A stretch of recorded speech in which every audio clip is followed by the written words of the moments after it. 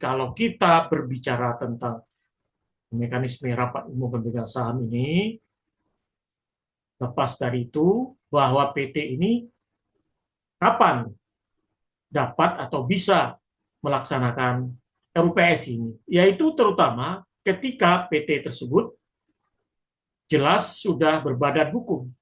Artinya apa? Artinya PT itu sudah disahkan oleh Menteri Hukum dan HAM, kalau sekarang kan Menteri Hukum, terkait perubahan PT tersebut, misalnya perubahan apapun, maka segala perubahan itu adalah harus dengan yang disebut dengan penentuan agenda rapat. Tadi ada dua hal. Pertama adalah rapat terhadap RUPS ini, rapat umum pemegang saham ini, adalah rapat RUPS berkaitan dengan anggaran dasar. Jadi anggaran dasar ini bukan anggaran dasar akta pendirian PT saja, tetapi anggaran dasar ini itu juga ada di akses AHU, yaitu anggaran dasar itu yang disebut dengan ada 5 poin. Yang pertama adalah perubahan nama dan tempat kedudukan. Kedua adalah perubahan jangka waktu PT. Kalau PT itu dulunya misalnya 75 tahun, maka kalau kemudian PT itu bersama-sama bersepakat mengubah menjadi bentuk masanya, jangka waktunya tidak terbatas, maka itu termasuk perubahan anggaran dasar. Yang ketiga adalah perubahan maksud dan tujuan atau bidang usaha. Yang keempat, perubahan tentang peningkatan modal dasar, termasuk penurunan modal dasar, peningkatan modal ditempatkan, penurunan modal ditempatkan. Tentu saja kalau bicara modal ditempatkan, tentu juga perubahan modal di setor. Yang kelima adalah perubahan PT tersebut ke PT bentuknya PT terbuka atau go public. Jadi ada 5 hal yang termaktub ke dalam perubahan anggaran dasar. Sedangkan perubahan data, kedua itu perubahan data adalah yaitu segala perubahan PT tersebut menyangkut perubahan seperti perubahan direksi, komisaris, perubahan pemegang saham, dan perpanjangan masa jabatan direksi dan atau komisaris. Jadi,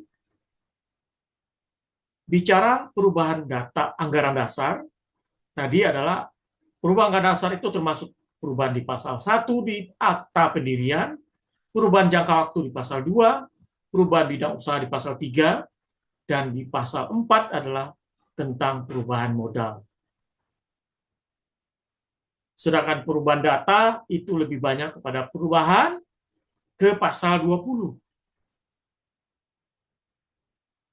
Kalau akuisisi, pembubaran, konsolidasi merger juga, atau perubahan PT persekutuan modal menjadi PT sebagai PT PMDN, menjadi PT PMA, penanaman modal asing, itu termasuk ke dalam perubahan data, bukan perubahan anggaran dasar.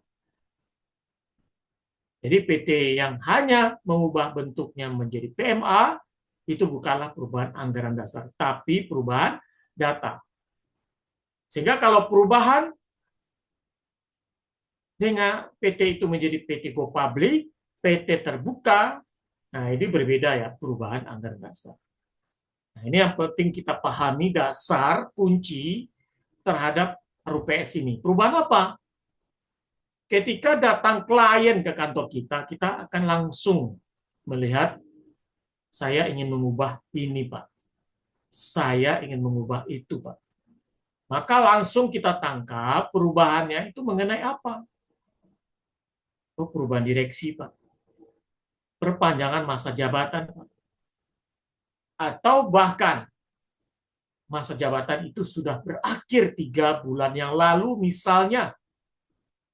Maka PT itu, direksi dan komisaris itu biasanya satu paket. masa jabatannya. Ada suatu ketika pertanyaan muncul, bagaimana Pak supaya menghindarkan terjadi kevakuman, maka terjadi perbedaan masa jabatan. Direksi waktunya mulainya misalnya 1 Januari 2025. Komisaris mulainya 1 Februari 2025.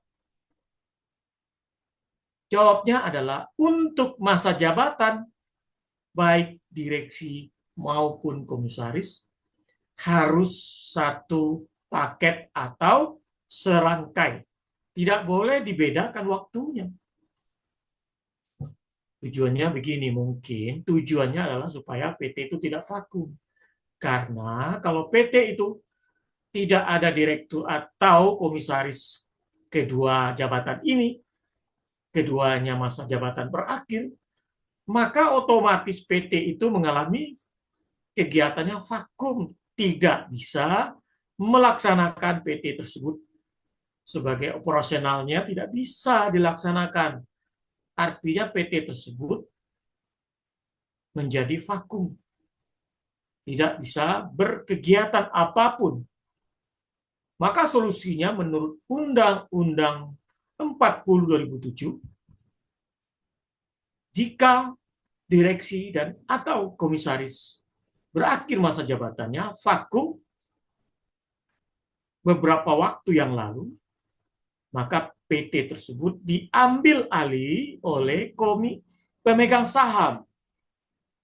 Jadi pemegang saham juga ada peran pentingnya di dalam PT yang ketika PT itu berakhir masa jabatannya atau PT tersebut tidak bisa bergerak atau tidak bisa melakukan operasional atau aktivitas apapun.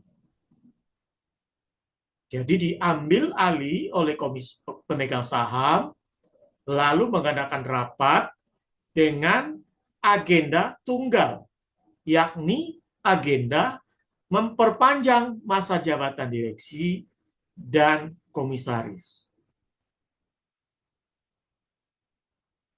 Kalau mereka ragu dengan legalitas hukum, dapat mengajukan rapat umum pemegang saham itu ke pengadilan negeri dengan meminta penetapan ketua pengadilan negeri setempat. Ini kalau ada keraguan.